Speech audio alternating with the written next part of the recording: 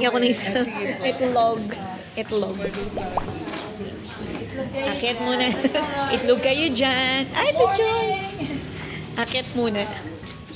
Good morning to you. Akit. Akit muna tayo. Tapos na ang dawn watch. 7 o'clock. 7 o'clock na. Tingnan natin kung gising na si Bunso. Ayan. Andito pa ang Bunso. Kukunin ko lang yung aking mga hymnals. Ay, kailangan isara ko na yung bintana. Kasi, aalis kami ngayon. Merong Fellowship of the List coin na gagawin sa isang church sa Caloocan. North Caloocan. Take note, malayo siya. So, andito ako sa Muntinlupa. Nasa south to north. Yan, kinukuha ko yung aking hymnal kasi baka mamaya mapatugtog tayo. Wala tayong dalang hymnal. Wait lang. Kino-close ko yung aking bag.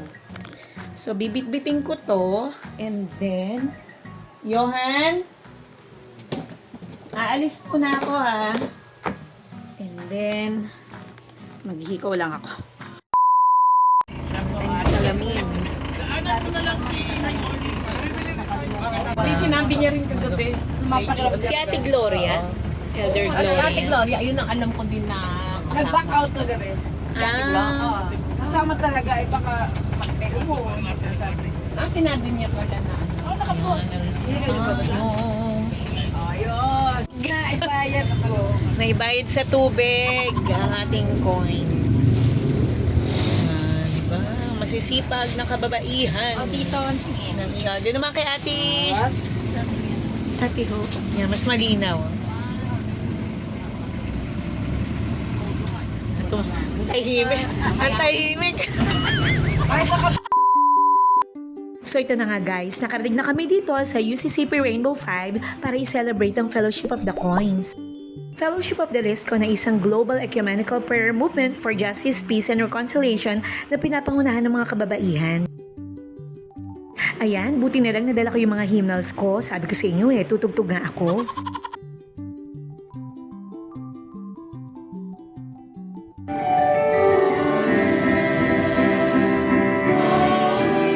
At syempre, hindi mawawala ang kantahan sa pananambahang ito. One eternity later.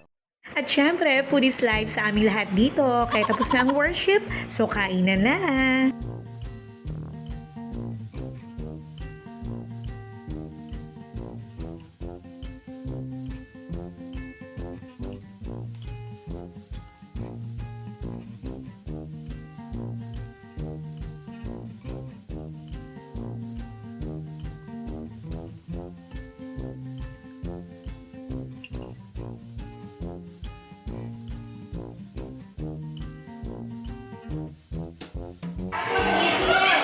Sino? ECM na!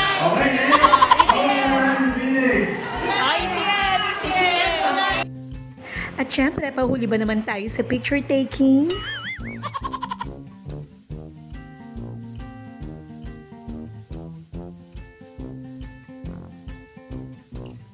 Later. Dali pa pa. Ikaw ang may issue ngayon, ha? May issue ako ngayon. Gusto ko Gusto ko Burger King.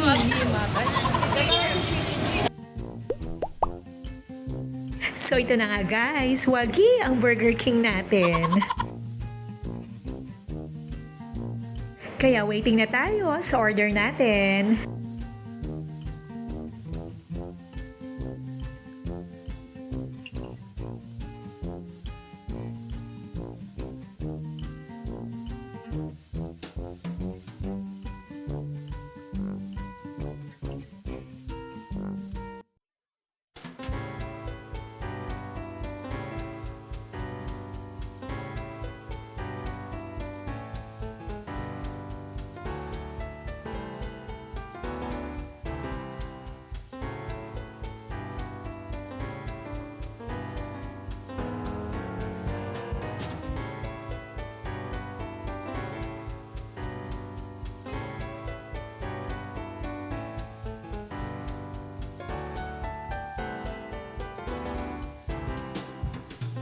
At syempre, bago tayo kumain, magpasalamat naman tayo sa mga blessings na tatanggapin natin ngayon.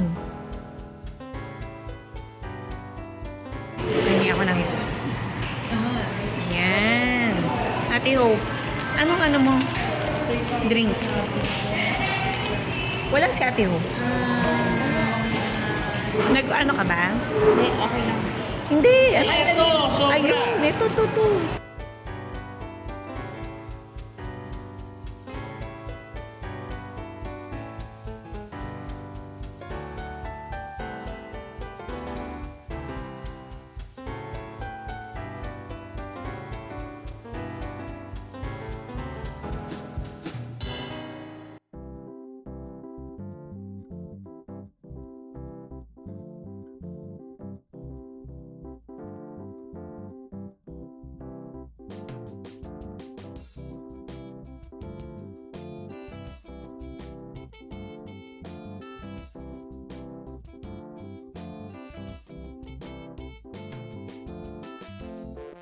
One eternity later.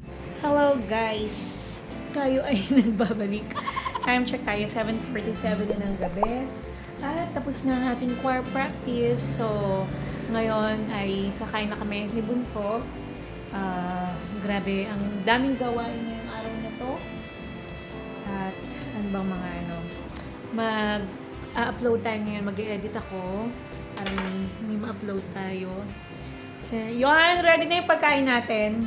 Nagluto kami ng paksiw. So, kanina nung nasa biyahe, medyo sumama. Ang sumama yung tiyan ko. Hindi ko alam kung kinukulang ba ako sa tubig kasi medyo mainit din kanina. Dito. Kaya, sarap mag-relax.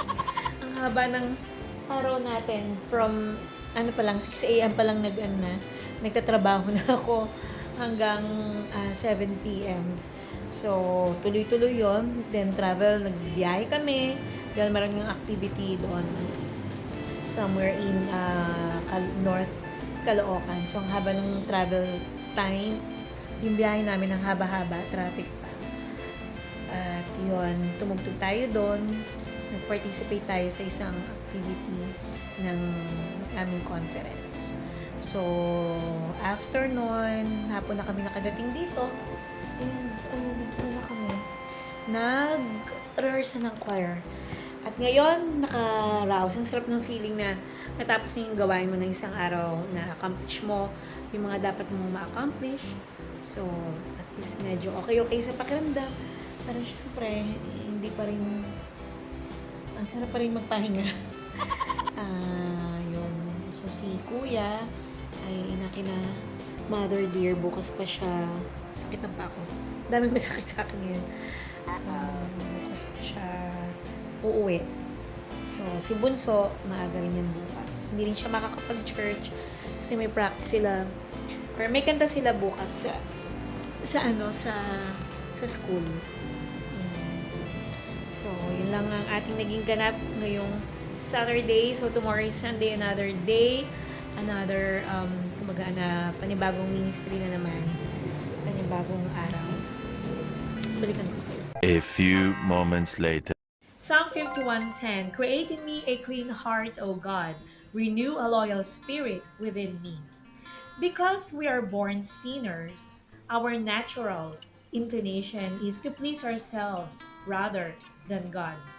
David followed that inclination when he took another man's wife. Like David, we must ask God to cleanse us from within, filling our hearts and spirits with new thoughts and desires.